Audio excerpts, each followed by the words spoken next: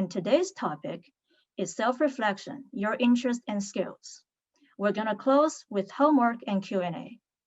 Welcome, everybody. First, I just want to say how incredibly impressed and proud I am of you, especially the students here, for taking this time and starting this journey and taking ownership of this process for yourself, because this is your chance to decide on your career, your education, meet new people. It's a very exciting time for you. First, I'd like to say I love education. I love to learn, and I love the opportunities that it gives to everybody of all ages. As Wendy mentioned, I've been the director of college counseling at a school in Arizona for the past 11 years. Prior to that, I've helped a lot of students just as a mentor to pursue their educational opportunities. A little bit about my background. I'm from Berkeley, California. I went to college at USC, the University of Southern California. And for those who aren't familiar with California, it's a very long state. So going from Northern California to Southern California is kind of a deal. It's like a different state in many ways. So it was a fun way to go to college. How did I choose my college? Well, students choose colleges in many, many different ways. I knew I wanted to do something academic. I didn't exactly know what. I thought chemistry sounded really interesting. I liked the mixing the chemicals. I liked the formulas, and maybe I liked to blow things up a bit too. But I chose my school based on the marching band. I loved music and I loved the marching band. And the assumption was I would go to UC Berkeley. But then when I saw the USC marching band, I was sold. And then I explored the honors programs and took a little more academic approach from there. I joined the resident honors program at USC and also the thematic option honors programs. I completed my pre-med requirements so I could have a choice of going to med school or pharmacy or anything in the health sciences field. But then I worked that summer in a law firm, and I was working in the biggest law firm west of the Mississippi as a paralegal clerk. And I met people who had their degrees in English and history and poetry, and a lot of were working on their graduate degrees. And I realized that my education had been a lot of memorization, but not a lot of kind of education. There's a lot about the world and history that I didn't know. So then I started kind of another journey as to what I would get my degree in, since when you're pre-med or pre-health sciences, you can really then get your degree in anything. So I explored English and religion and some different histories, and I ended up getting my degree in political science. I then kind of pivoted, went to law school, and I went to the University of Southern California Law School.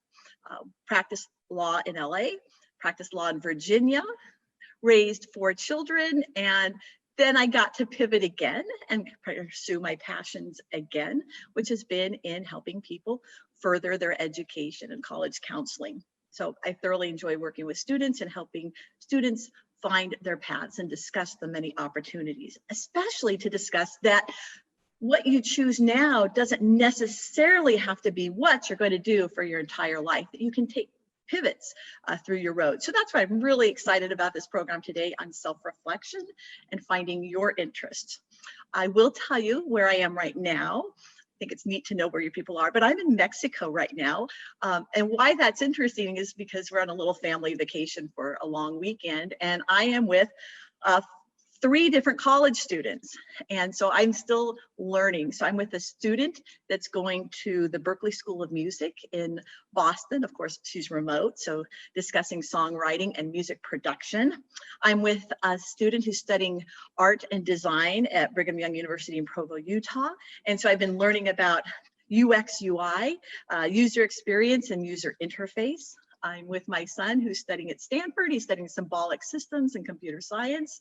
And so we're learning a lot about his current internship. And then my other son who does computer science or software development for Amazon. He's on the Alexa team, but he doesn't fix our Alexa ever. So he's doing the big picture.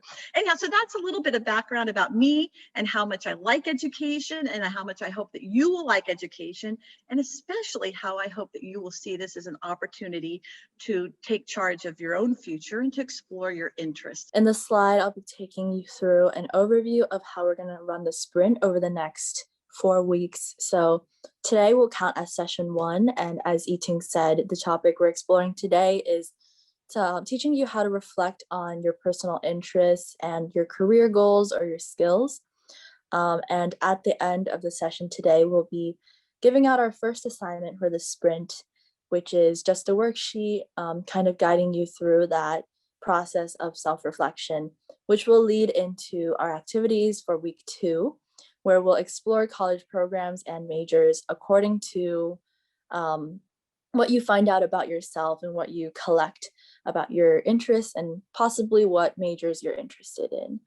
And on the right, you can see all the assignments that we have kind of created for each week.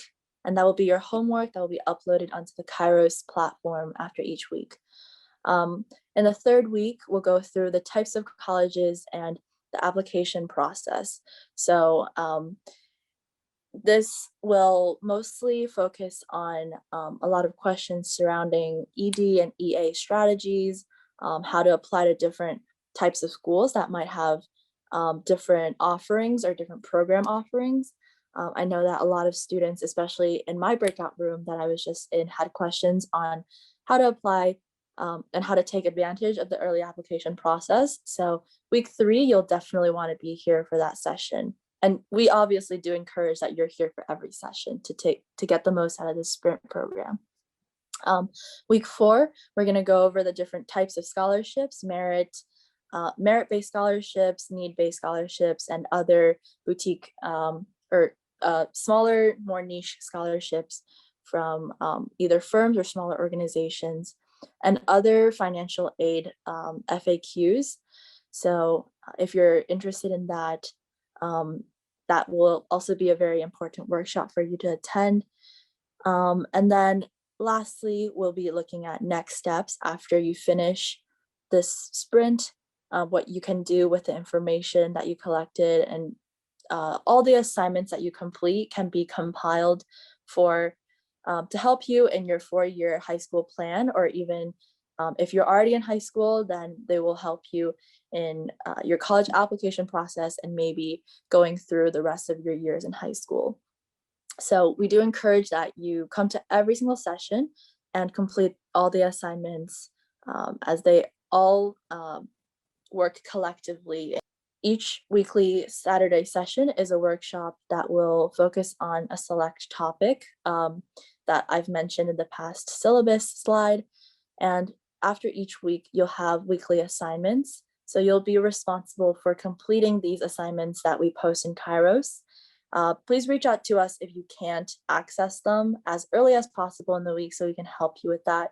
And I believe that we'll also upload a video that will help you guide you through how to access these materials in Kyros.